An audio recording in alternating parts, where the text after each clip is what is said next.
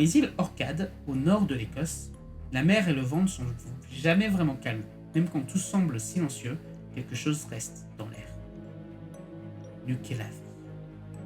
Dès les premiers récits, on comprend. Ce n'est pas une créature ordinaire.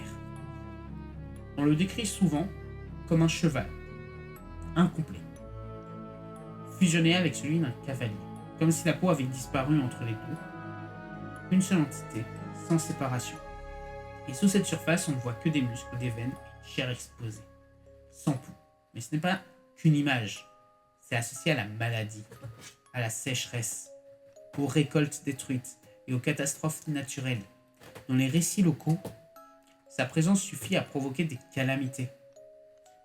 Il peut empoisonner l'eau, détruire les champs et répandre la mort sur les terres. Mais il y a une règle importante. Pas l'eau douce, on ne supporte pas ça. C'est souvent le seul moyen de s'en protéger. Ce qui rend cette créature si marquante, c'est son absence totale d'humanité. Même dans sa forme, dans sa logique.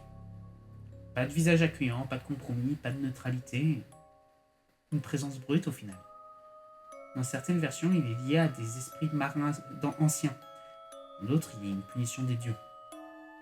Mais toujours, il incarne quelque chose de constant. La peur des terres stériles et des forces naturelles incontrôlables. C'est un prédateur caché. Il est une catastrophe ambulante. Et c'est peut-être ça le plus terrifiant. Parce qu'on ne peut pas l'éviter, on ne peut que survivre à son passage. Et là, une question reste.